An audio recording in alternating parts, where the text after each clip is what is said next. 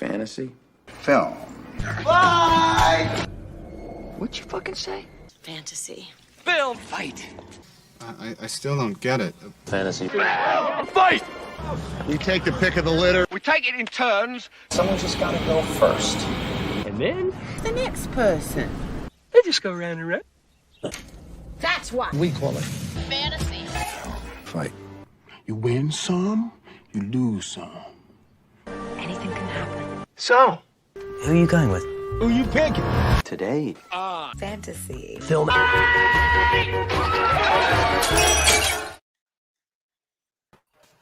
Ladies and gentlemen, welcome to episode number 85 of Fantasy Film Fights. Sorry we took a little bit of a hiatus the past couple of weeks, but we're back! And we are doing sequel movies. We've done it before. We're doing it again. So this is Sequels, the sequel. And we are joined by a fantastic panel. I will introduce them in a second, right after I say hello to my co-host, as always, Tony. How you doing? I'm doing excellent. Thank you very much for asking. It was nice having a couple of weeks off where I could get to sleep before midnight on a Wednesday, but now we're back in the swing of it. Yeah, we'll see how it holds up. We might take another week off or two around Christmas, New Year's. Oh yeah, But you got us for November, so that's good. All right, but joining us today, all returning panelists today on the show, right over here, we've got Brian. Brian, how you doing? It's great to be back here. Last time I won the Disney draft for some reason on the Facebook poll, so let's see if it's second time the charm. We'll see. We shall see. Depends on what you take in the draft here, buddy. Down over here, we're gonna go. Yeah, down over here. Kevin's back with us. Kevin, how you doing, sir? I'm doing quite well. I'm really excited. I talk about sequels. It was hard to really find some, but I'm confident with this list. I'm really confident. Well, I'm excited to see what you have come up with. And then last but certainly not least, down over here in the corner, James is returning. James, how you doing? Doing well. Very prepared. Let's go. Now, for those of you at home, we did draft movie sequels way in the beginning of Fantasy Film Fights. Episode so the rule, 6. Yeah, the rule today is you cannot draft any of those movies. There was 25 that were taken that one. None can be taken today. So it's going to be interesting. But first, before we get started, we got to figure out draft order. Tony, how do we do that? Yep, so I'm drafting this week. So you've got a question here with a numerical answer. We're all going to take a shot at answering it. And whoever gets close to the answer gets to pick the order. So who gets who goes first, who gets stuck in the middle, and who takes it in the rear. All right, so I had forgotten that I needed to come up with a question. A little rusty after taking a couple weeks off. But I came up with one about 5 minutes before we came online today. Hi, Rory. How you doing? You coming to say hello? Dog alert. Yay, doggy. Everyone say hi, Rory. All right. Hi, bird. So, in that original sequels episode, one of the movies I drafted was Beverly Hills Cop 2, which is the best of the trilogy, if you ask me. What's the runtime on Beverly Hills Cop 2? Don't Google it. You got to come up with it on your own. Don't do it. But I need a number from you guys. How long do you think the runtime on Beverly Hills Cop 2 was? I'm sorry, you're wrong. Beverly Hills Cop 3 is the best Beverly Hills. I will fight anyone. Wonder for Wonder World, the wonders never cease. Turn that fucking song off! Best line of the movie. That was the best line of the movie. Also, I see cameo from the Sherman Brothers and George Lucas. That's true. I forgot he was in that. All right, everyone got a number written down? Yes. Yes? Ready? Okay, Brian, we're going to start with you. We're going to go clockwise. What'd you write down, buddy? For me, I put an hour 45 minutes. Hour 45? All right. Kev? I put an hour 55 minutes. Hour 55. James? Hour 47. Hour 47. And Tony? I did it in minutes. I'm working out off the top of my head. I did 156, so that would be 2 hours and 36 minutes. Don't worry, you were way off, buddy. Closest to was Brian, because it was an hour 40. You were off by 5 minutes, pal. Yeah.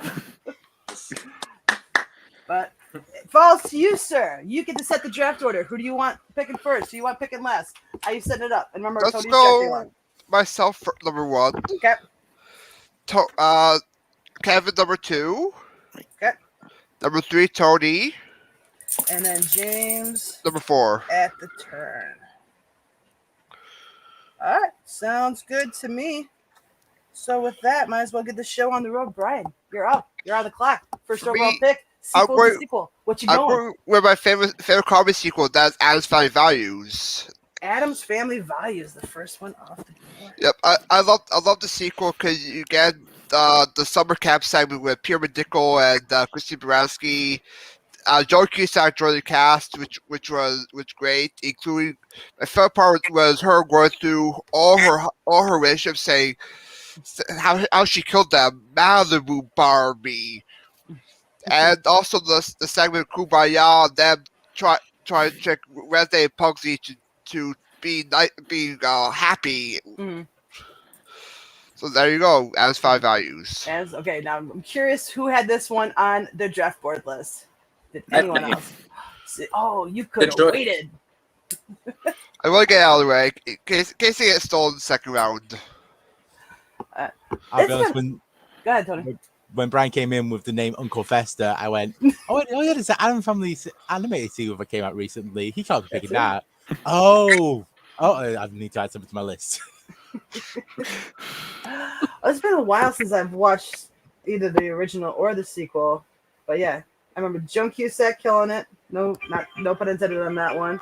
And I remember the love story between Wednesday and the kid at camp who had like all the illnesses. Yeah, that was cute. I liked it when they were like torturing Wednesday and Pugsley. Oh yes, Brady. but Yes. it's Disney. Oh, one of my favorite is actually Wednesday leaving the girl burning on the stake. Yeah. That was awesome. That's a great. It is one of those films where just like they took everything that worked well with the first film and just like doubled down on it and just like made just like and also brought in the element of just like let's bring some sane people into this world and see what happens. I'm not sure I would call those camp counselors sane, but God. Yeah. But all right, Adam's Family. Oh, sorry, I just cut somebody off. I was just gonna say, yeah, Tony's right. I think like it mocked That's correct, Jed. normal, quote unquote, normal people in that movie, maybe a little more than the original did. Yeah. Yeah, maybe a little bit more. But all right, a surprise number 1 overall pick, but Adam's Family Values is off of the board. Kevin, you're up, sir. Okay, this one I'm gonna go with one of my favorite sequels in the DreamWorks movie, and that's Kung Fu Panda 2. I love the first one. This one managed to elevate the movie even more. It's also a bit more sad when you actually learn about post history. Gary Oldman plays a great villain. He always does, but this one I'm pretty sure he's at his most evilest. And of course, you have a great voice actors of Seth Rogen, Angelina Jolie, Lucy Liu, Jackie Chan, and David Cross, all them returning, and especially with the added work of Jean-Claude Van Damme. Well, I unfortunately cannot chime in on this one. I have never seen Kung Fu Panda 2, so I leave it to the rest of the panel to discuss. I mean, I enjoyed Kung Fu Panda 2, but for me, the third one's my favorite of the trilogy. Yeah. Okay, that's fair. Tony, you seen this one? I might have. I can't remember it. When you mentioned DreamWorks animated sequels, I had like 3 coming to mind. I was like, 2 of them I had on my list, and it's like, and the third one was like, we are all still waiting for B Movie 2. You like jazz? That has to be the subtitle. It's gonna be a version of La La Land with B. Yes. All right, we're stopping the show. We gotta go write a script. See ya. All right. Well, since none of us can really comment too much on Kung Fu Panda number 2, I think we'll just press on and go over to Tony for Tony's first overall pick. What you got? All right, I think for my second pick, I'm gonna go for a film that I never watched any of this series until after the sequels episode, and not only do I think this is one of the best sequels of all time, it's better than the original. It's damn sure better than the third one they made 30 years later. Okay. It takes everything that the first one does better and it does so much more. Brings in one of the best characters in 90s comedy of death. Oh, yes. Bill and Ted's Bogus Journey. Yes. Oh, Yes. did not. I could not figure out where you were going with that. But it's also the thing that it's just like what I realized after watching it, like all the things that you know of like Bill and Ted, it kind of feels like it comes out of Bogus Journey. No one really references anything from Excellent Adventure.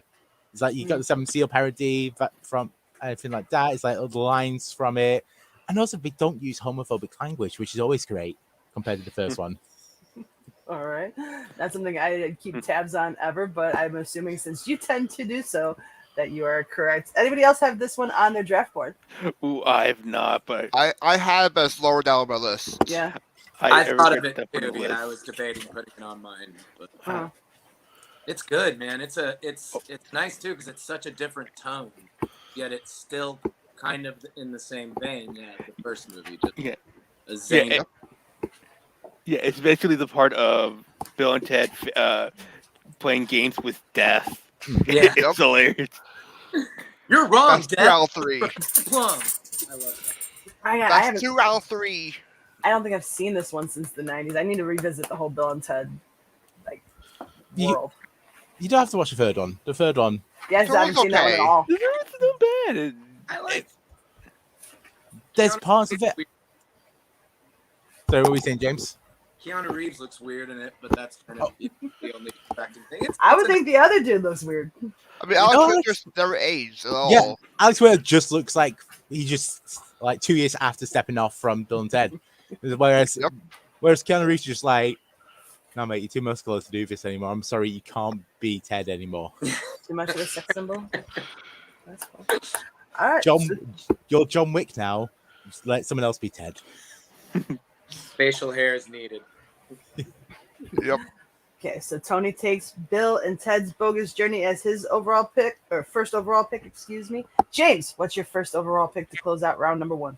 So I didn't know this wasn't picked last time, but I don't know if there's like an asterisk on this one or something. So I'm just can I not choose Empire? Tony, I think we should allow it this time. I was going to say, the rule wasn't for the first episode because it was the anniversary of Empire. Any sequel apart from Empire Strikes Back. We didn't put that rule for this episode. And my plan was to go, I was going to wait and see how far down it went until everyone missed it. I hope if I could pick in the 4th round and just go, you didn't set the rule, you fuckers. But no, you beat me. But yeah, I mean, excellent pick. Go ahead. Yeah, I mean, it's like, one of the greatest cliffhangers of all time. Amazing music by John Williams. It's maybe the best directed of any Star Wars film. It's, helped essentially in many ways create the modern franchise in a way by being a successful sequel. And also, too, it still really holds up, which is nice. You can watch it on its own, and it's, super, very much the second of a trilogy of movies and leaves it open-ended, like I said, and yet it's a great movie on its own. There's a zillion reasons why Empire Strikes Back is a great movie, let alone a great sequel. That's my first pick. If I can choose it. If not, I wasn't going to. I was waiting.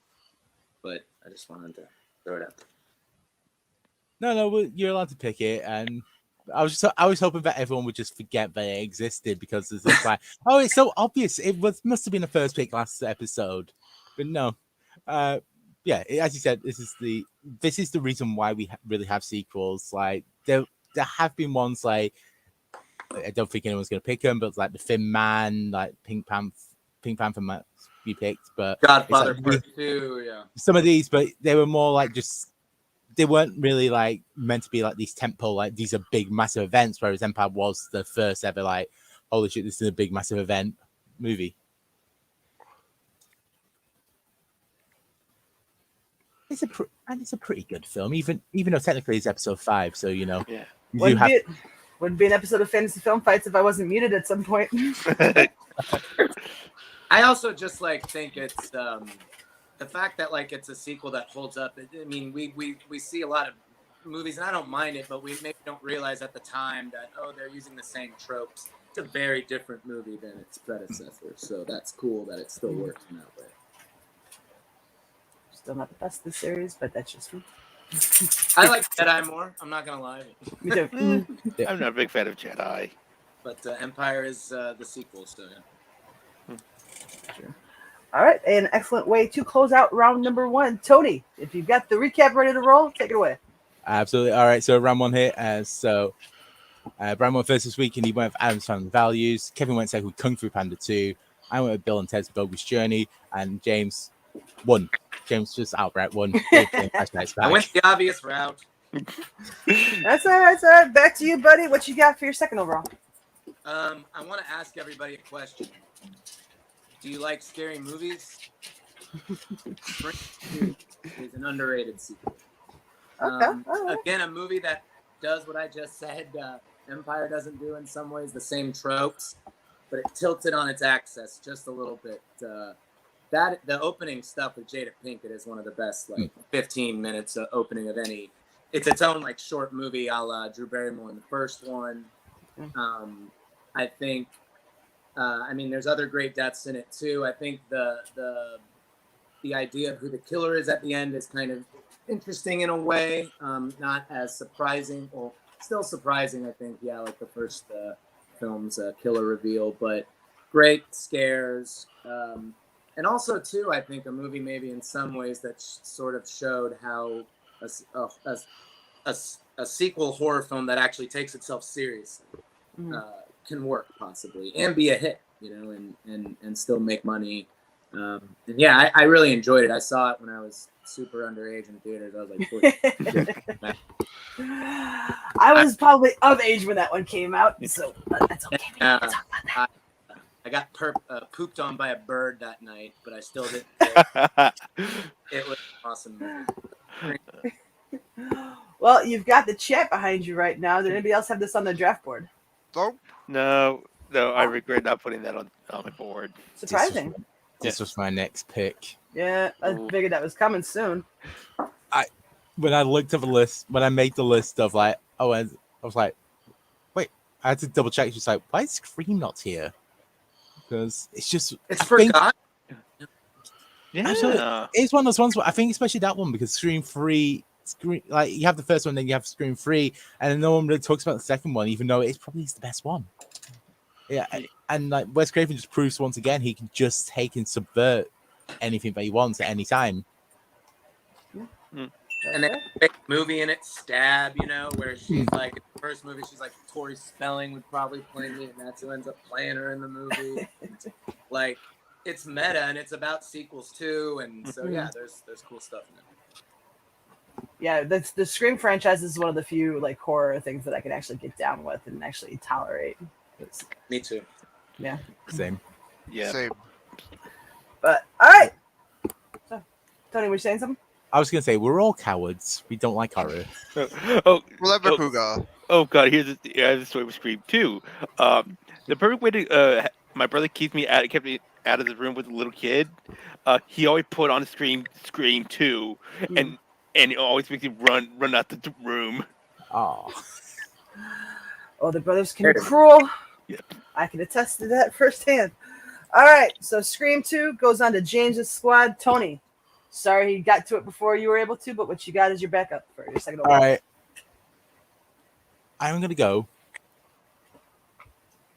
So this one's a weird sequel in the fact that there's a more obvious one that came out with the exact same name. However, this one continues the story of one of the characters in it, and it came out second. It's also probably, in my personal opinion, probably in the top 2. Maybe it's the best DCEU film. Birds of Prey, the Harley Quinn film. Okay, all right. I didn't even think about this. It's a sequel. It's a sequel to Suicide Squad. It's the second story of. I don't know what it is about that film. Just it was literally just a case of here's my checklist of everything, checklist of everything that I like in superhero movies. I like the color. I like the crazy characters. I like the story being a bit more out there. I was just like yes. I like the comedy. It's just like it was literally just like the film, just this is everything that you like. Have fun with it. I'm glad you clarified from checklist to checklist because I didn't know where you were going with that. But yeah, I haven't seen Birds of Prey, so you guys have at it. I haven't seen either. No? I've seen it. I think it's an okay movie. I love the cast. They are great. Harley Quinn. Margot Robbie Harley Quinn does an amazing job with this one. One of my favorite parts when Mary Elizabeth Winstead as even though a huntress, I love teasing my friend, by referring to her as the crossbow killer. Okay. I liked it. I think it's a smaller story for a comic book movie that's coming out nowadays too. So that might have been something, unfortunately, that kind of, it wasn't the end of the world with 1,000 people fighting each other at the end of the film, which is but it's always going to hold an interesting place in my life because that is the movie that I saw last in a theater before COVID. I believe it came out Nice. 20 and I saw like 1917 like 2 weeks or so before that. Like and I remember just thinking that for the rest of 2020 and on until I actually went to the movies. But Birds of Prey was the last one. And there's like a lot of cool ideas in it. Ewan McGregor's an interesting villain. It's a different comic book movie, especially for today. So it deserves some respect. Oh, fair enough. Tony takes. Go ahead. I just quickly, people in chat were saying it's like obviously like for the Suicide Squad story, obviously the James Gunn Suicide Squad is the more appropriate sequel, if you will. However, for the Harley Quinn character, is a sequel.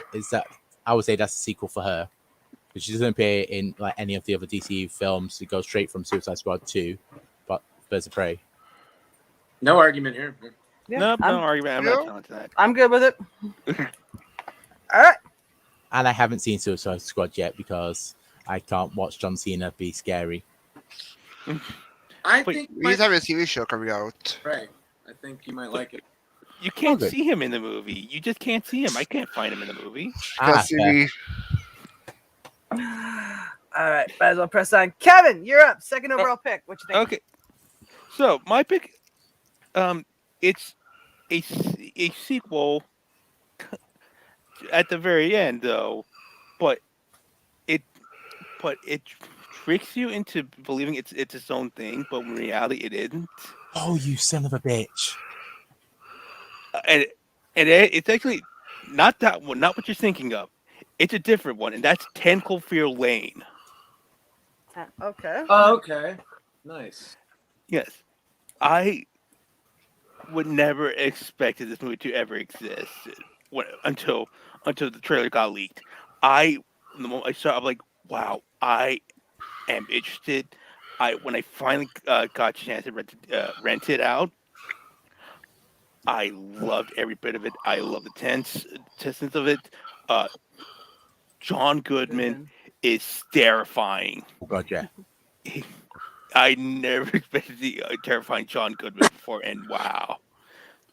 Goodman's like low-key one of my favorite actors. Yeah. Yo? So I didn't mean to cut you off, Phil. You're good. And I especially love Philip, how great, not just small the cast it is, especially the quick voiceover cameo from Bradley Cooper. See, I've never seen this. This is all spoilers to me. I've never seen it either. I don't remember that part, but no. Yeah, it's at the very beginning though. Okay, cool. Yeah. Go ahead, Ton. I always thought that 10 Cloverfield Lane struggled because of the name. If, as you said, it's one of those ones where it kind of sneaks in, but it's a sequel at the very end. It's like it doesn't. The story, you don't need to watch the first Cloverfield to understand anything of this story. I feel that if it was just called anything else and just given, it wasn't like hey, you remember that film that came out in 2008? You remember the one with all the camera stuff? We got a movie that's not like that in the absolute slightest. It's actually a movie with people just stuck in the same room, and it's a really interesting film. But it's nothing like the big boom, basic film that we had earlier.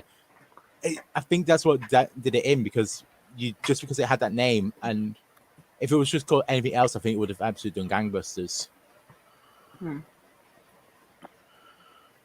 Yeah, it ends that's kind of the only real recognition of the other film is the ending. Yeah, really. There's no T.J. Miller voicing like camera work at the end? No, So, it's in that universe, I guess, but it very much lets you know, yes, for sure you are in that universe at the end. Huh, yeah, cool. But I will say, Dan Trachtenberg is one of those directors that is just like, anytime he's attached to something, I'm just like, oh yeah, he's going to be interesting. What else has he done? Outside of this, he did a couple of episodes of Black Mirror, The Boys, Lost Symbol. He also did a short film in 2011 based on the video game Portal, and it's one of the most incredible things I've ever seen. Literally, for the amount that they were able to get from doing all like the portals and stuff from like basically nothing, it's just like, oh yeah, I'm gonna watch anything that you make, good sir. Oh, well, interesting. Kevin takes 10 Cloverfield Lane off of the board. Brian, we come back to you, sir, for your second pick. I'm surprised this hasn't all been mentioned yet, but Spider-Man 2 is my pick. Okay. Spider-Man This 2. is my favorite Spider-Man film, and also, this is the very first superhero film I ever seen in theater.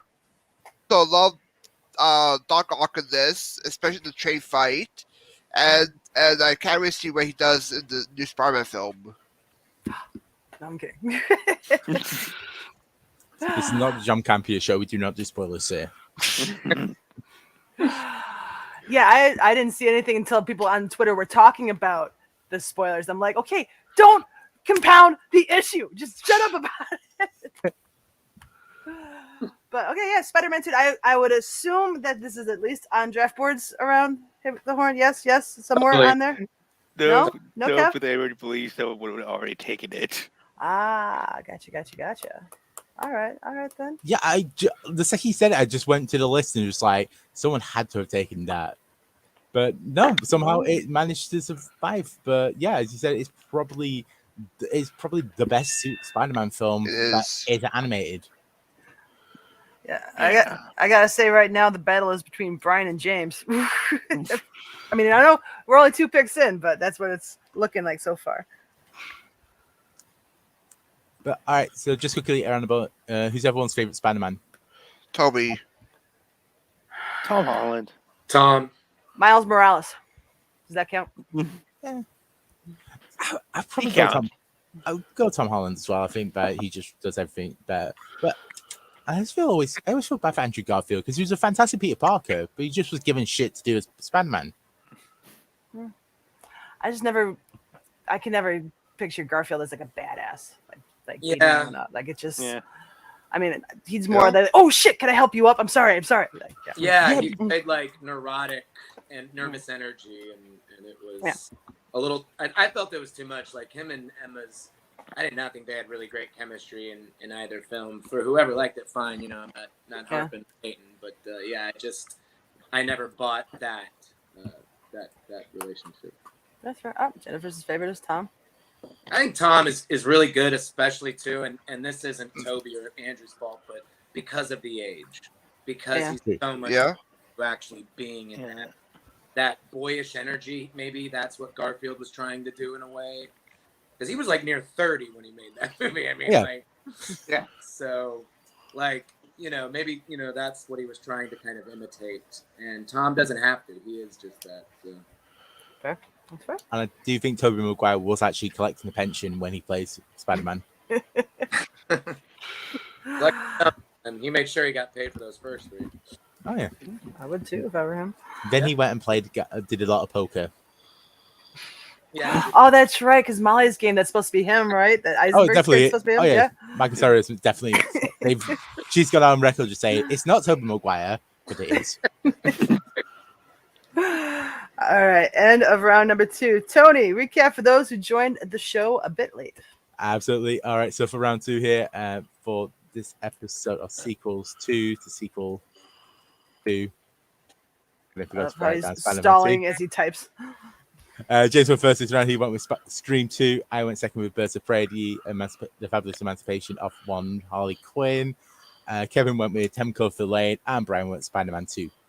All right, round number 3. Back to you, Brian. For me, my next pick is for my favorite DreamWorks anime sequel, Shrek 2. This took this took everything great about the first Shrek, but made much better than the second one. We got the introduction of Puss in Boots, Fairy Godmother, one of the best DreamWorks villains, and even the action sequence with I Need a Hero, best action sequence in a DreamWorks film. All right, now it's been a while since I've watched the Shrek ones. Remind me the basic plot of Shrek 2 because there's Shrek 2, Shrek the Third. Shrek 2 is he meets Fiona's parents and suddenly becomes human with a magic potion. Oh, okay. Now I'm on board. Not the one that's Heavy John Lithgow. That's the first one, right? Yeah, that's the first one. Yeah. Okay. Cool. All right, making sure. Just making sure I'm on the same wavelength as you. Making sure I know what you're talking about. I'm out of practice. It's been a couple weeks. My brain is not firing. I think it's a great movie. I love it. Yeah. Like, it's hilarious. I saw it in theaters and laughed out loud like multiple times. And it's an interesting, it's a cool little news story to do.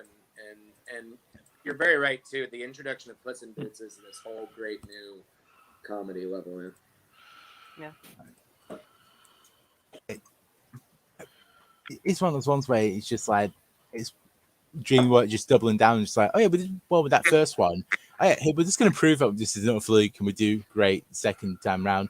And it's just like, and I think Rupert Everett as well is just the conniving look, sissy to the very godmother. He's just so perfect. Those two, and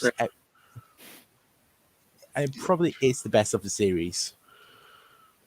Yeah, definitely. Yeah. Yes, It so is. Oh. Well, Wait. Brian, you definitely just made your team a lot stronger. All right, Shrek 2 is off the board. Kev, what you thinking?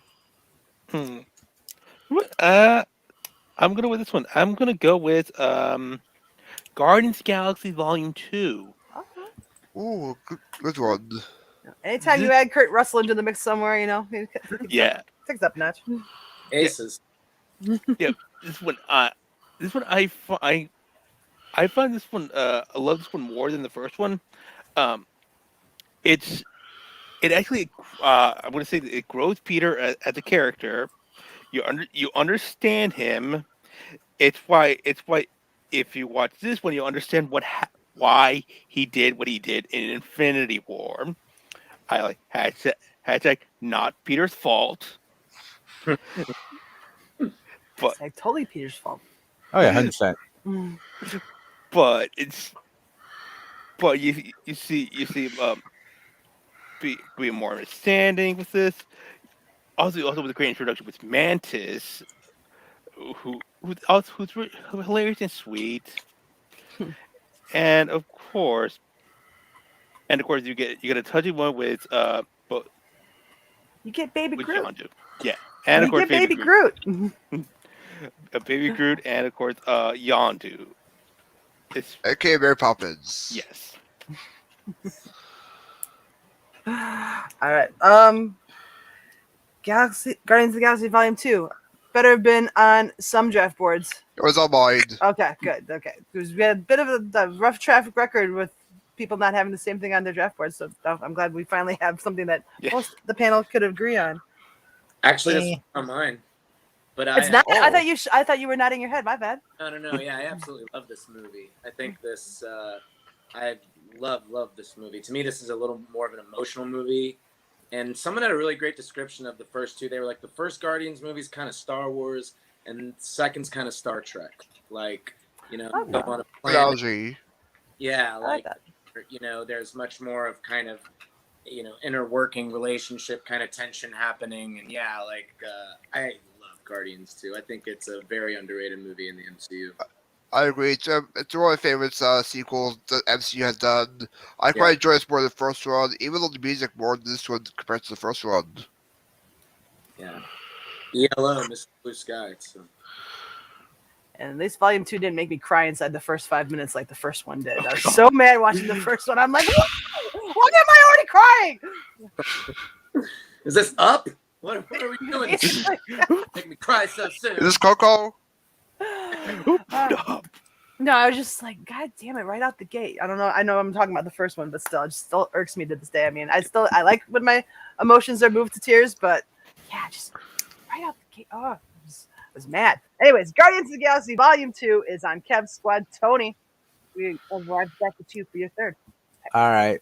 After we talk about one of the most overrated MCU films,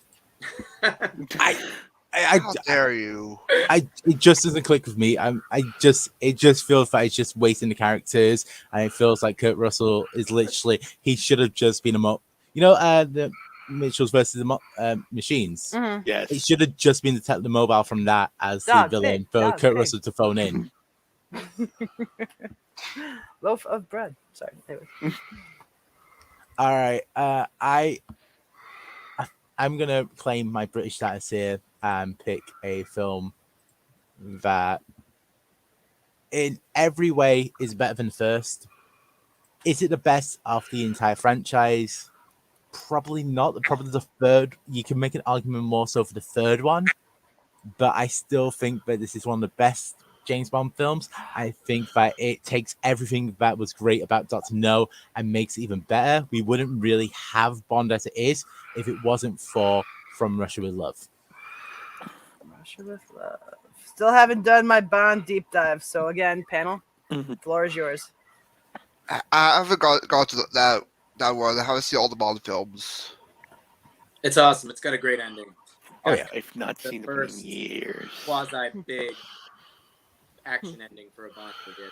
So, it very much is the case of like Dr. No is great, but it does kind of drag on a little bit through it. Whereas From Russia with Love is just like, hey, we're gonna just streamline this a little bit and just put in some more like explosions and fireworks. It's so much better.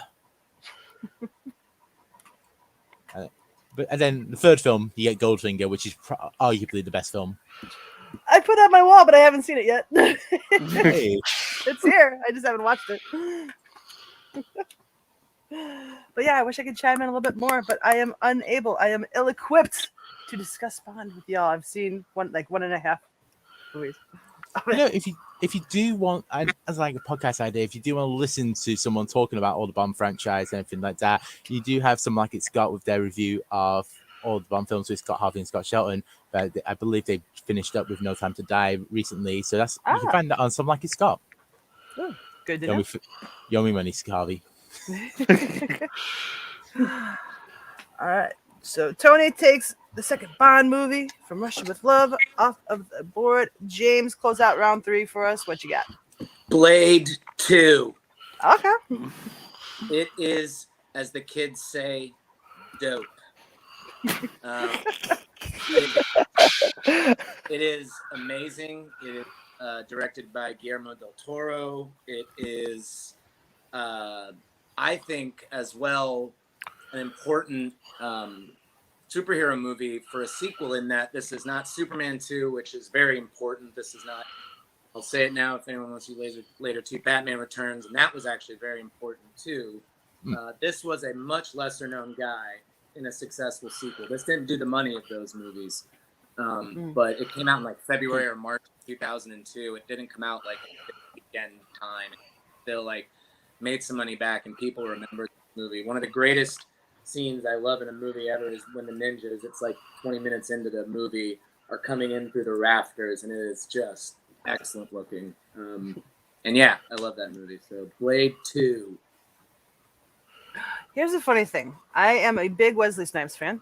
I've seen Blade. I've seen Blade Trinity. Never saw Blade 2. Somehow I just did not watch it. I recommend it. Yeah.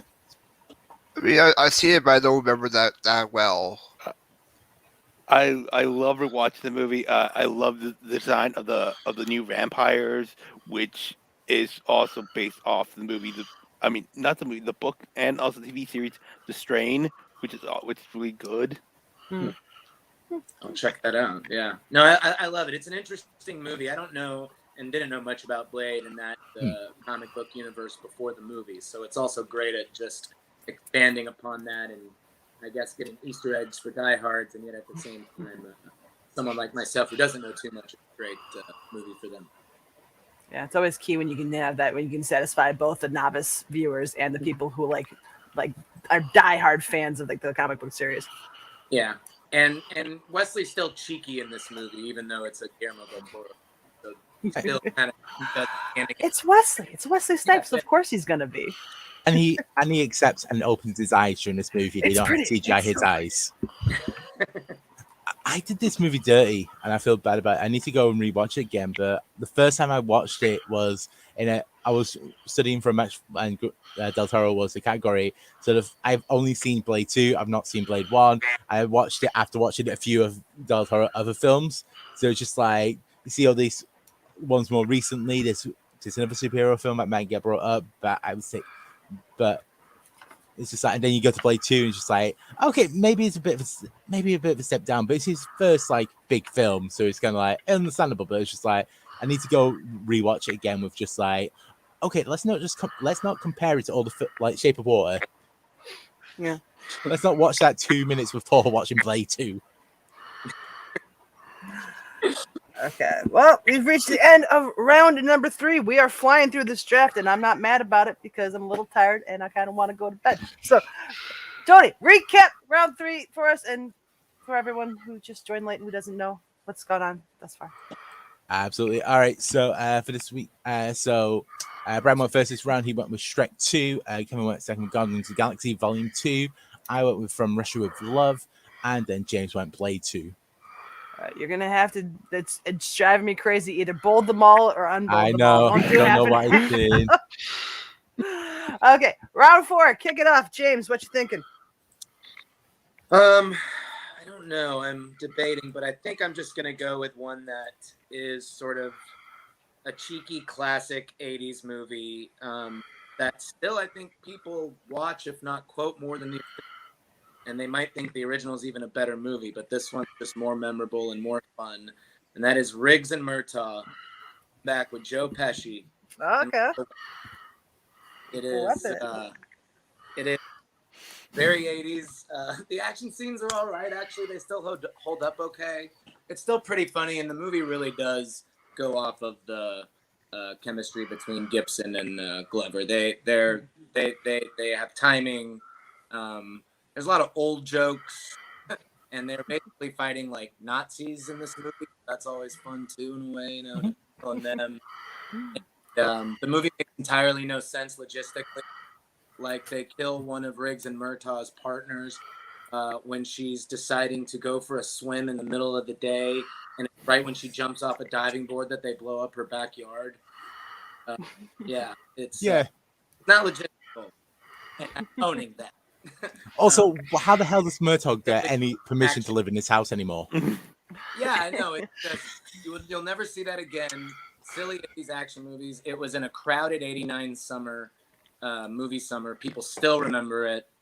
You know, it holds up. You know, and you know, it's, you know, I saw it like a year ago or something. You know, the beginning of the pandemic, just to rewatch it. I still had a good time. Lethal Weapon 2. All right, interested. Brian, Kevin, did you guys have this on your draft board? Nope. I did not. I've not seen Lethal Weapon 2. Same here. Wow. Yeah. Really? You guys got to get on that. It's an underappreciated series for a lot of y'all youngsters. Yeah, I was going to say it might be their generation, but, you know. I think it holds. I mean, it's if you can see past the cancellation of Mel Gibson. I mean. Hey. So, James, you said that you watched it again for, last year. Yeah. I watched this for the first time last night. Really? I went, wow. Because I thought, oh, this is always a popular one. I should probably put this on and make sure I can watch it so I can at least have an opinion. You son of a bitch, I'm going to have that for my next one. I was picking, do I go with Lethal Weapon 2? Yeah. Lethal Weapon, or do I go from Russia with Love? Or do I do Bond or Lethal Weapon? So, but it's the second time he's done that to you, buddy. It is. It takes everything. I think what it does so perfectly is that it doesn't like go, oh, Riggs and Murtaugh got angry at each other again. They don't like each other anymore. They take those two characters and where they've developed from the end of Lethal Weapon 1 and has built it from there and be able to create a lot more with it, which is fantastic. And Joe Pesci as his scummy accountant character. I was just like, yes, how was he not in the first film? He's amazing. Yeah. No, it's great. Richard Donner, too. A great film director who has done all kinds of stuff. The Goonies. He did the famous Twilight Zone episode with William Shatner on the airplane. He did the first two Superman movies. He's an amazing director. Radio Flyer. Did the Lethal Weapon franchise. And so, like, yeah, they have enough of the small moments, too, in there that show them being brilliant. Nah, it's a solid pick and a solid squad you're building so far there, James. If I don't say so myself. Tony! So sorry he got you again. Yeah. Snatched your pick right out from under you. But I'm sure you got a backup. What you got? All right. For my backup, I think I'm going to cheat and go for a sequel that's not really a sequel, in the sense that this movie, it wasn't written. Spiritual sequel? It's not even a spiritual sequel. What happened was that this movie was just made from the same director, same actor. None of the characters are the same. The main character has a different name in the first film and the second film, but because they're so similar in tone, they have now been put together as a trilogy. And I think this is the best of the trilogy by a mile. I think I know what he's going to You're going the Cornetto Trilogy. I'm not going to allow it. Nope. Oh. Okay. Isn't it a break? I am going for a different one. Because the man with no name has 3 names in the... Yeah. And for a few dollars more, it's the second one. Okay. So I'll leave it up to you guys. So it's technically, so it has been classed as a trilogy now. But it's like, as I said, it's not the same character. It's not anything like that. They are yes, they're called a trilogy. They're called sequels, even though it's like spiritual more than anything else. I'll allow it. I have no issue. Anyone got an issue? Okay with that. I'll allow it. Brian, I didn't hear what you said. I'm okay with that. All right, cool. Then allowed. Carry on. Proceed. Hey. I'm not talking about it. Go ahead. It just works so perfect. It just everything about it just is wonderful. As I said, I think it's better. I think A Fistful of Dollars is. I know I'm going to change it now. I think A Fistful of Dollars probably is the stronger film of the 3, but a few dollars more just so wonderful. I think it's the first time that Clint Eastwood really gets like, oh yeah, I'm an amazing badass. I have not seen this one. Neither Although I heard people rave about it who just recently saw it this year for the first time. They're terrific, yeah. And would you allow the Cornetto Trilogy? I don't think so. Tony? I think we didn't allow it in the first episode because it was the only thing that connected them was the joke about falling over. But is that even enough of a connection? But yeah, I wouldn't. Keeping it as true to sequels as we possibly can. But yeah, this one, as I say, it was written to be a different film. It just so happened to be Sergio Leone and Clint Eastwood, but it has now in the last 50 years been put together as a trilogy. It is always called the sequel to Fistful of Dollars. Like, well, we'll see when the poll goes up if anyone blows a gasket over this selection. I'm sure someone out there is gonna. They're gonna have not watched it. They'll be like, "That's not a real sequel." So it's coming. Oh, absolutely. I know. I'm well. Especially when it's part of your team, Tony. But anybody else on the panel, maybe it would go under the radar because you picked it. Someone's gonna have an issue. I could talk about another Clint Eastwood sequel from 1973 if people wish, but no. Okay, so over to Kevin for your first pick. All right, my fourth pick. You know what? I'm gonna to add to like what I said about 10 Cloverfield Lane. I'm gonna go with another one, something like it, and that is M. Night Shyamalan's Split. This movie for me came out of nowhere. I never expected this to be a sequel to Unbreakable, but when that ending came along, it surprised me.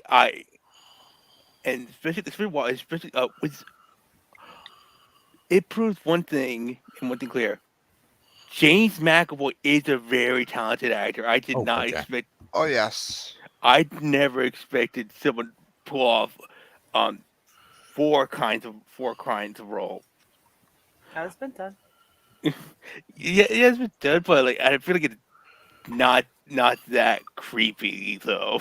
That's fair. I mean, yeah. Although Sean Penn does kind of creep me out a little bit. I'm I'm thinking that's thinking Sean. Ed Norton. I'm thinking Ed Norton. That's what I'm thinking of. Never mind. Yeah. I don't know why I said Sean Penn. It's Ed Norton. Ah! Same person. They both played the Hulk once, right? That's true. So yeah, Split. I've heard things about it. I mean, I saw trailers. I've seen clips, like just in the ether and whatnot, but I've never seen the movie full through. We'll talk about a horror movie sequel too, man. I mean, Unbreakable, maybe not a full-on horror movie, but elements. But Split, you could say, is a horror movie, and it's a great sequel. I agree totally. What was that? I agree totally. Oh. Don't get. I never watched Unbreakable, so I went to see Split in the cinema. I remember just being sat there at the end where it's just like, "Oh, Bruce Willis is here," and there's like people in the audience gasping. I was like, "Oh, it's Bruce Willis. What? Oh, okay." Get the correlation. I feel dumb. I was just like, "That's a weird cameo for Bruce to have just randomly in the at the end of this film." Yeah. And it is one of the rare movies where I pretty much I told my dad, like, wait, don't hit the channel, wait, just wait, keep on watching. Then he sees Bruce Willis, like, oh, like, yeah, see, it's connected. Cool. This film, firstly, it probably should have gotten an Oscar nomination for McAvoy. Like I said, he did like 5-6 different roles in it. He was just incredible, and just like the way he was able to like just to be able to go from I'm going to be this one character, now I'm just going to literally in the span of like 2 seconds change my whole appearance and just demeanor to portray something completely different. Just like I don't think got anything. Well, the Academy rarely recognizes horror. Oh yeah, rarely. They do every now and again, but Get Out, that's the only thing. Yeah. Like, he had to really be big, too. Not physically. I mean, physically, he got big a bit, but, like, you know, kind of like Ian McDiarmid as Palpatine. Like, he had to choose some scenes and ways. And you're right, like, Brian, I never expected that maybe from him. So that it was not only the sequel out of nowhere, but, yeah, James was out of nowhere, too. It's a great movie. And the worst thing about that film is that it tricked people into thinking that M. Night Shyamalan was still a good director. And we had to suffer through all of it. He did fantastic in that movie. He did great, but it's just like then he got allowed to make more movies, and then we got Glass and Old. Oh, I love Glass. I quite enjoyed Glass. I didn't stand it. I like science. That's before. Here's the thing. I actually I weirdly connect Glass to Chronicle. I feel like both of those two would work together. All right, Brian, close out round number 4 for us. What you got up your sleeve? This sequel is a film people love it or hate it, and that is Home Alone 2: Lost in New York. Okay. Oh God! I love this. This is actually my favorite. I love the aspect of New York. I love the addition of Tim Curry in this film, and I also love the new stunts they do for the Red Bandits. Or the Sticky Bandits, as they call them. Sticky Bandits in this one. The scene where they have the Grinch smiling and then they fade in between the Grinch and Tim Curry, and I'm just like, wow, he's really like nailing that Grinch smile. Right and then was eating the cheese pizza. I love a really good soundtrack too. Good Tom Petty Christmas songs in there, and great John Williams. Yeah, John Williams as well. True. I used to love Home Alone too. Not anymore. No, because what turns out, since okay. Is it because they closed that Veo Schwartz? Oh no! Don't forget your thing. The former president. Home Alone 2 was premiered the same month and the same year as I was born. Guess where my parents got my name from? Home Alone. Oh no! Oh. You're named after Kevin McAllister? Yes. Nice. No. Oh my gosh. Yeah. Oh, wow.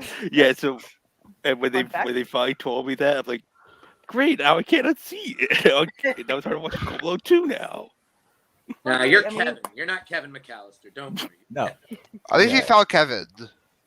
Yeah. Kevin No, Bacon. yeah, Cool. no, that's what they do. That's because they said, "Oh, it's easy to yell." I'm like, great. And if you forget your child at the airport, it's quite easy to remember their name. Just, oh yeah, Home Alone. Oh yeah, Kevin. Yes, that's fair. All right. End of round 4. Tony, you are up for the recap one last time. Can I Absolutely. say something really quickly too? By the way, Absolutely. I find myself constantly quoting Home Alone 2 when I just say the phrase "turtle doves." Turtle doves. So, I identify with that. I have random phrases from movies that I'll do, and nobody understands it. sorry, Tony. Don't worry. Oh, 30% of everything I say is a Simpsons reference, and if anyone gets it, I'm just like, oh, now my new best friend. Iron helps us play. Hey, He's so English. That's so plausible. Super Nintendo Chalmers. All right, Jason versus round. He went with Lethal Weapon 2. I went with For a Few Dollars More. Kevin went with Split, and then Brian went with Home Alone 2, Lost in New York, as we go to our 5th and final round. Brian, how are you closing out your squad of sequels? Let's go with a Nickelodeon film, and that is Rugrats in Paris, the movie. Rugrats in Paris. This is the first Nickelodeon film I have ever seen. I love the concept of Chucky trying to find a new mom, and the whole theme park of Euro Reptarland, which is a parody of Disney, of Euro Disney. Rugrats was way after my time. No, I know. Was it Chucky is one of them? And then Yep. the one with the pigtails. What's her name? Angelica. Angelica, yeah. Angelica, and Tommy. Tommy is the Yeah. baby one. The leader. Okay. I remember some things, but yeah, I was never into it. So again, panel, I leave it to you. I really like this one. Really good reviews, oddly, in 1998. Like it, that and Babe 2 came out right around the same time. Yep. And they both got really good reviews. These like quasi-different, traveling family movies. I've never seen it. And it was way after my time, and I still want. Well, I guess the show premiered when I was 8, so I still would watch Nickelodeon, so I'd catch it then. But I should watch that movie for nostalgia fun. This really it was around my time. I really like this movie. In fact, it was my pick during the Susan Sarandon, Gina Davis list. Okay.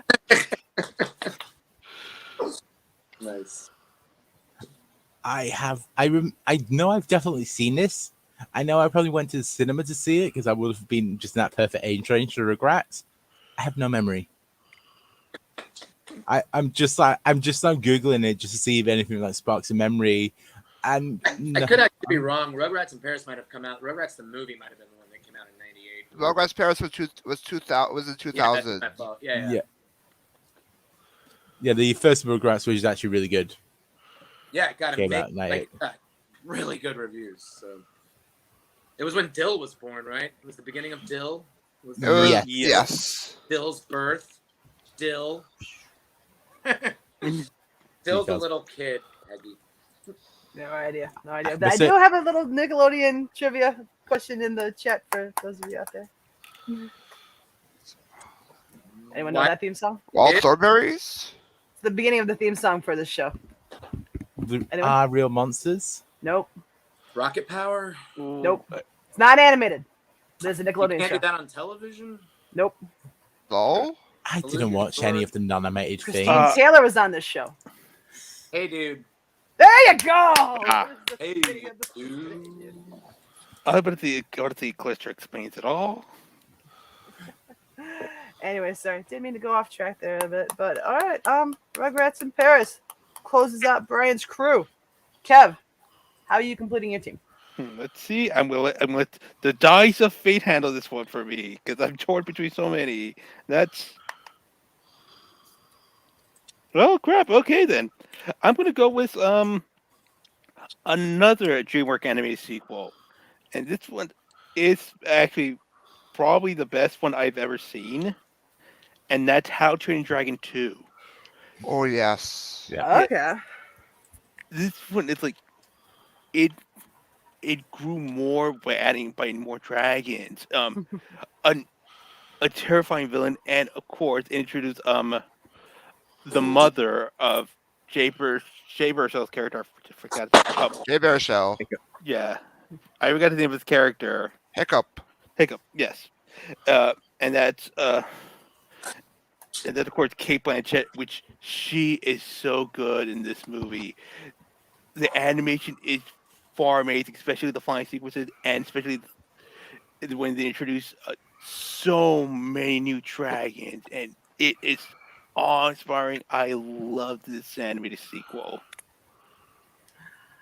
I don't think I've ever seen the sequel. I saw the first one. I remember I saw the first one on a plane, and I was sitting there crying. And I'm like, I hope everyone's sitting there watching me bawling my eyes out watching this movie on the plane.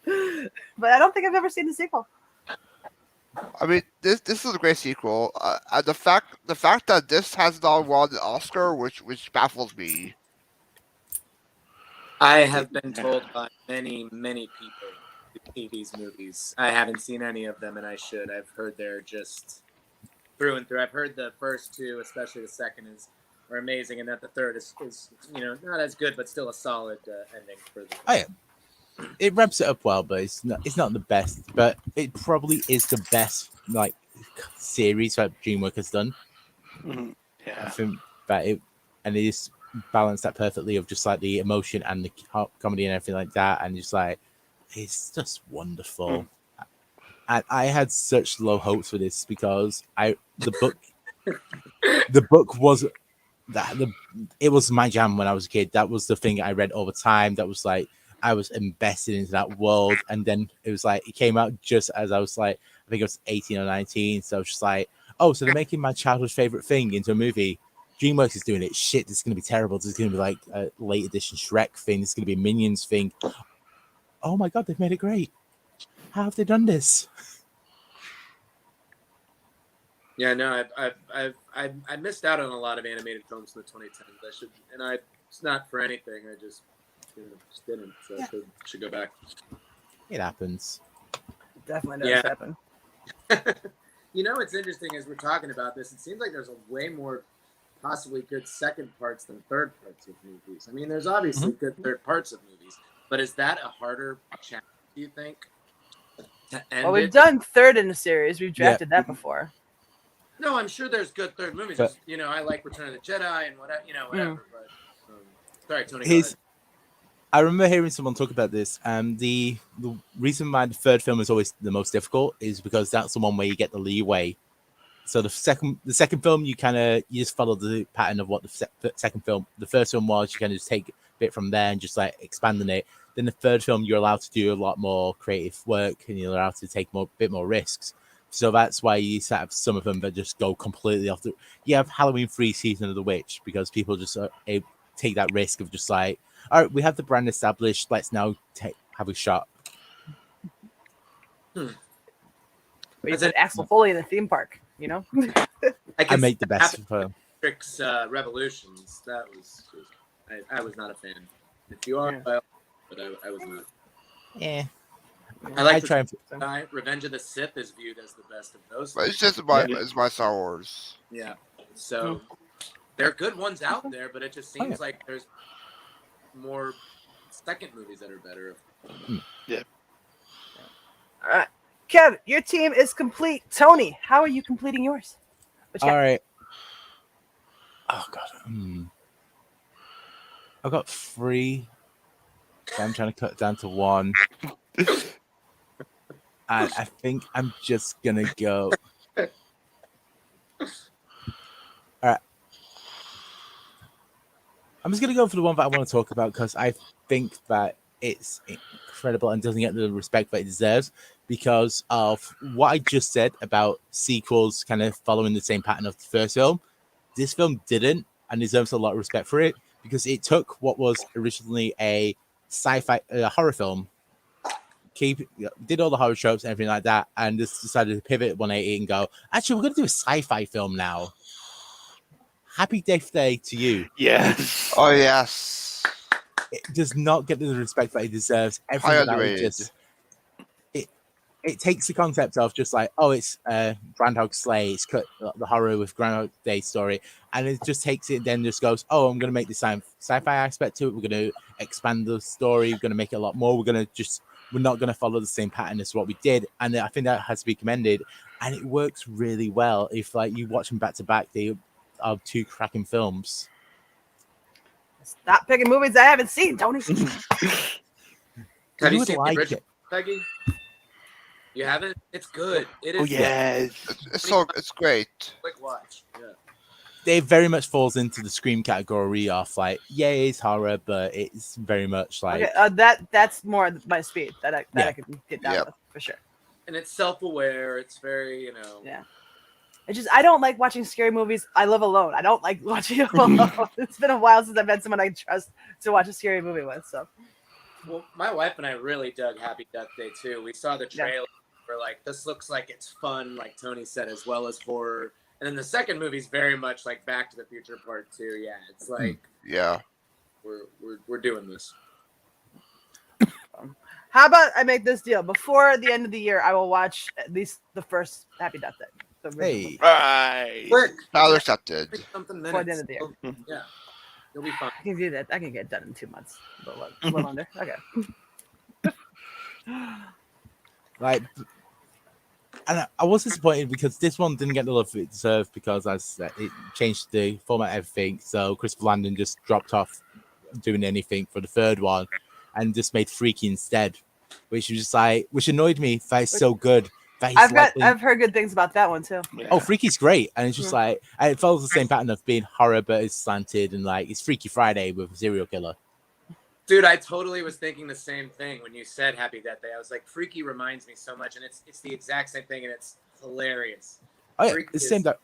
hilarious. Yeah, Christopher Landon is just now just like that director of just like, oh yeah, you're like, this is very high praise, but you're like the Wes Craven at this moment of taking horror and just doing it different than everyone else. Is he doing the new Scream? Please tell me he is. He's not. No, sadly not. It's from the. All right, we lost Kev. Yeah. We lose me. I thought he was gonna say J.J. Abrams is doing it. I was like, damn. Oh god. I don't mind J.J. I like J.J. No, Christopher Landon is doing the 7th Paranormal Activity now. Seriously? Yeah. Another Paranormal Activity. The series is great. And I haven't seen any after. No one's. If anyone says that they've seen it after like the 4th, when they started giving them names instead of just calling them Paranormal Activity 2, 3, 4, 5, once they start giving them names, anyone's actually gone to the cinema to watch them, you're a liar. Oh, I actually just saw that new one, the new Paranormal Activity movie. It's not really a Paranormal Activity movie. But I didn't hate it. You ended that so coldly. I didn't hate It was just I still enjoyed it. Because it really did not feel like a Paranormal Activity movie. But I still enjoyed it. Had fun with it. Good to know. Hell yeah. All right. Happy Death Day 2 completes Tony's crew. James, end of the draft, last pick of the night. What you got? Alrighty then. Well, you know what? I have chosen one superhero movie already, and I'm gonna choose the first superhero sequel I ever saw in theaters. And because my mom is awesome, she took a 9-year-old me to see Batman Returns. Good one. Talk about. Tony was just talking about how a director for the third movie will kind of do whatever he wants. Tim Burton did whatever he wanted. And it's not a terribly interesting story, but the plot's really not important, oddly. It's about 3 people and duality and all of it. And Batman doesn't get enough screen time for sure. Penguin's over the top and chews it up. Catwoman is amazing. Still the best Catwoman performance. I think Anne Hathaway was great. Halle Berry. 5. 5 for her. Zoe Kravitz, I'm iffy on, but I hope she does well. But this movie is also, I love that they did Gotham City completely different. It was because they destroyed all the sets, but I actually liked that it looked different but similar. It was very dreamy, and Tim Burton talked about how he wanted it to That's why he put it in Christmas. He very much wanted dream kind of flavor to it. And Danny DeVito, too, one of the things that I respect about his performance is he said when he was doing this, I thought I was in an opera. And I see that. You know, so I love Batman Returns, and I love its scary McDonald's toys, too. Well, I think Danny DeVito was perfectly cast as Penguin for Yes. that. I agree. Yeah, I don't think you could have gotten a better person for that role. It annoys me that with the new one, they've made Colin Farrell look like Danny DeVito to play the Penguin, where it's just like, Danny's still here. He's just around the corner. Just go get him again. Just have him older. I don't know if you can dip it in that well twice. I think you guys see what Colin's got up his sleeve. I think Colin can probably pull it off. He could definitely pull it off, but it's just like you look at him, just go like he looks a mixture between Danny DeVito and God, what's the guy's name? The guy that's in every single Richard Guest. Okay. Yeah, he does kind of. Yeah, he looks like. Is that the guy? To me, he looks like the guy who's the voice. Who's on Spin City, right? Is that who you're talking about? Yeah. Yeah. I think I might go Richard Kind. Richard Kind. Richard Kind. That was the name I was thinking There of. it is. I think you were confusing Christopher Guest and Richard Kind. Yeah, I rewatched Princess Bride this week. Like, I've met him before, and he's very nice. I was at a theater showing that he was in. I met him afterwards, and I just was like, "Can I get a photo?" And he said, "Of course." And we leaned in, and I took a photo, and I said, "I love doing Inside Out," and he goes, "Wasn't that a great movie?" Ah, so big bomb. Oh, he was very Niagara Falls. But Literally, yeah, like I know it's 3 tissues. for 3 Batman movie, but it's for there was no Batman sequels before this too. This was tough, like what do? You don't have the Joker, the most famous villain, so definitely some new stuff too. I personally enjoy this one much more than probably it's my favorite of the original Batman films. I think that they really got. I think Keaton really got a handle of Batman a lot better than he did in the first one. I think Jack Nicholson is a better villain than Danny DeVito, but I just enjoyed DeVito's performance more. Yeah. And also, there's no Prince, so that's always a bonus. You and your unnecessary hatred for Prince, I don't understand it at all. I don't get it. Doves can cry, people. Anyways, we've reached the end of the draft, guys. Everyone in the chat, what did we miss? What sequels do you love that aren't part of the first episode that we did that we missed this episode? Start throwing out some movies that you would have put on your team had you been drafting along with us. And Tony will recap how everyone's teams turned out for you. Absolutely. All right. So for Brian went first overall this week, and he went Adam's Family Value for the first pick, Spider-Man 2 for the second, Shrek 2 third, Home Alone 2 Lost in New York, and then Rugrats in Paris for his fifth. Kevin went second. He went Kung Fu Panda 2, 10 Cloverfield Lane, Guardians of the Galaxy Volume 2, Split, and How to Train Your Dragon 2. I went third. I went Bill and Ted's Bogus Journey, Birds of Prey, Fabulous Anticipation, blah, blah, blah, blah, blah. From Russia with Love for a few dollars more. And then I broke the little thing I was trying to do of not having any numbers because I had to do Happy Death Day to You. And lastly, James, Empire Strikes Back, Scream 2, Play 2, Lethal Weapon 2, and Batman Returns. None of those movies after 2000. Oh, yeah. Wonder why. That's fair. It's going to be interesting when the poll goes up. Hopefully, I will get that up tonight. If not, it'll be up tomorrow morning at some point. But yeah, it'll be interesting to see how the poll goes. Let's go around the horn, get your honorable mentions and anything you want to plug or promote, and we'll get everyone out of here. We'll start with Brian. Brian, let me a few off your draft board that just missed out being on your squad, and anything that you want to point people towards.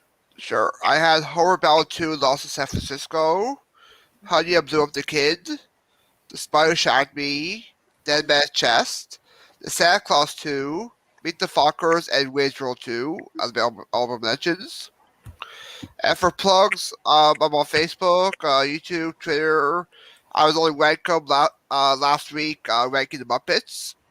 I do movie battles, which is part of the flight.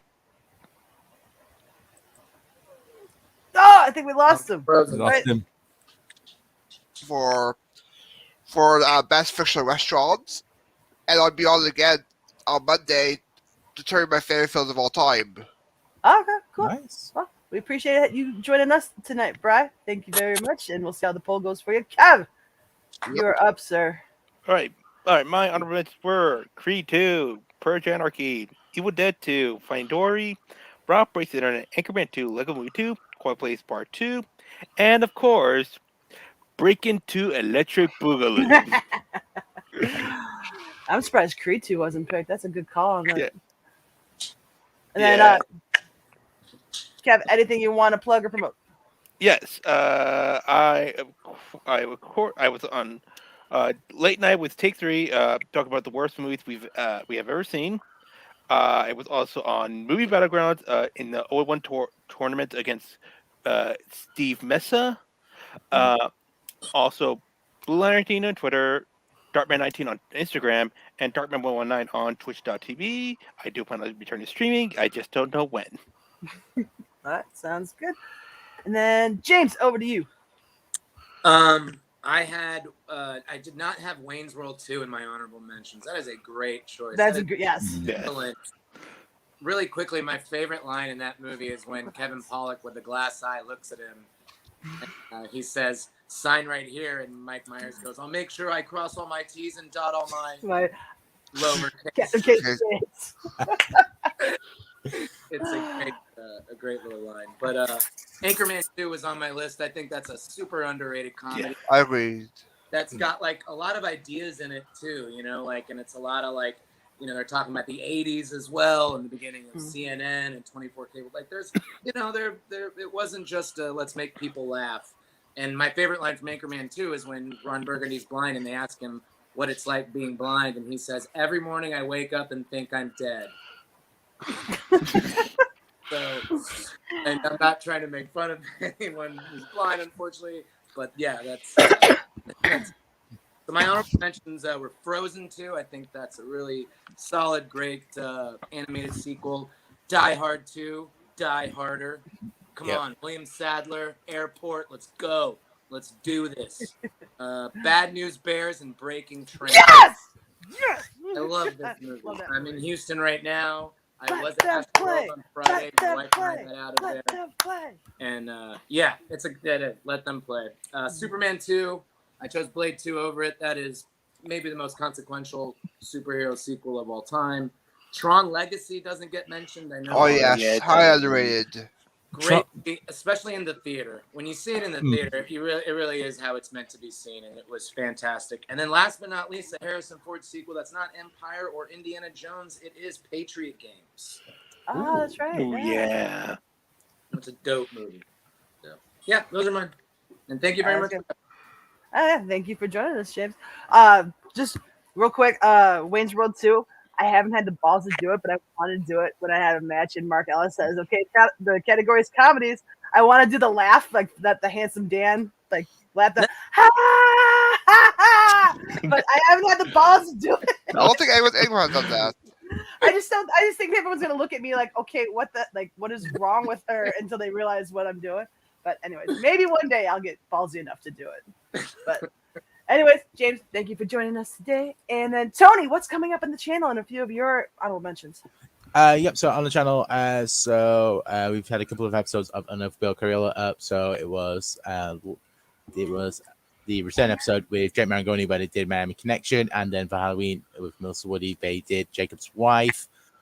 So new ones should be coming out sooner rather than later. The Digest Cinema of Aaron and Christina, they did their last episode was Secondhand Lions from Movie Over the Age of 60. I believe they are literally recording right now, so I don't know what they've chosen for their.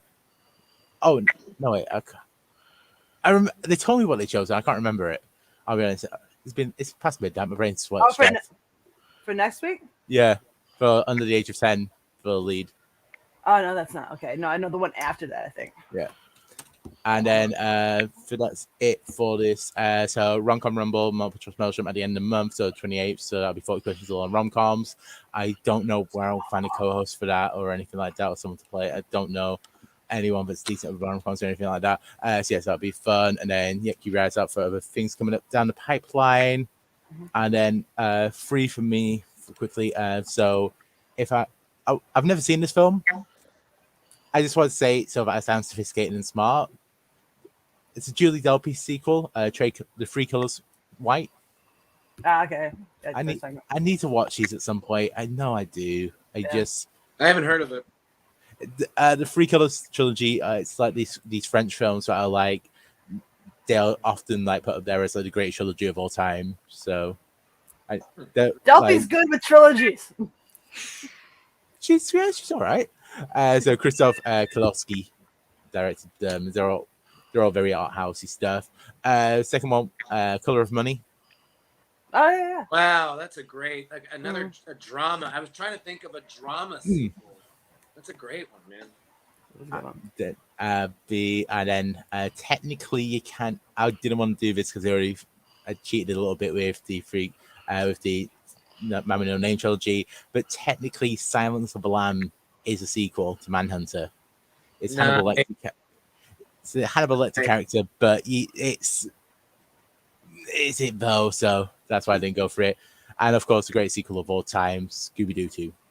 Oh yes, I forgot about that. Let me ask you this, Tony: would you have accepted Hannibal? That's a good question. Yes. You would? Yeah, I think I would too, because because it's still at least it's the same characters going forward. So that's an interesting one where you'd accept both. The one that I would have let slip, because it's like I kind of mentioned it, kind of referenced it earlier. It's a spiritual sequel. I would have let everybody wants some. I would have let that. It's a spiritual sequel to Days Confused, even though it's got none of the same characters at all whatsoever, but it's got the same character. But everyone knows I'm a Richard Linklater shill, so I would have allowed it. But that's my only real honorable mention. So we've come to the end of the episode, guys. So we're gonna see you next week. I promise we will be back. We should have had this topic this week because it was episode 85, but next week we are drafting movies from the year 1985. Anything that was released in theaters that year is eligible to be drafted. It'll be an interesting one. If you have not yet signed up on the Facebook page for the upcoming episodes, please do so if you are interested in being on the panel. And hopefully we'll see you next week. So for myself, oh wait, what is this? What is that? What are we doing? That's the week after one. Okay. For 24th, One Hit Wonders for the last week in November. Yeah, so basically anyone who did like one really good movie and then kind of disappeared. It's basically the idea behind that one. And then what's the last topic at the end of the month? That's the last one for the end of the month. Then we got the 1st of December. Oh, that's right, 1st of December. And we haven't announced that one yet, have we? No. Not yet. You want to get a little sneak peek? Or a little sneak preview?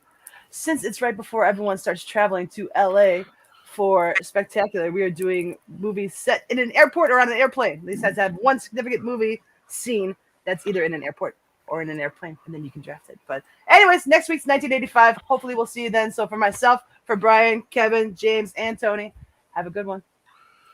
Thank you very much, ladies and gentlemen, and please don't forget to vote. That was Awesome. I thought it reeked. Who's winning? Let's see who wins. You're gonna win. nothing personal. It's really gonna matter. Tune in next week. You see what happens? Brand new. Episode? A fantasy Film. fight. Doesn't matter who wins, because they're all losers.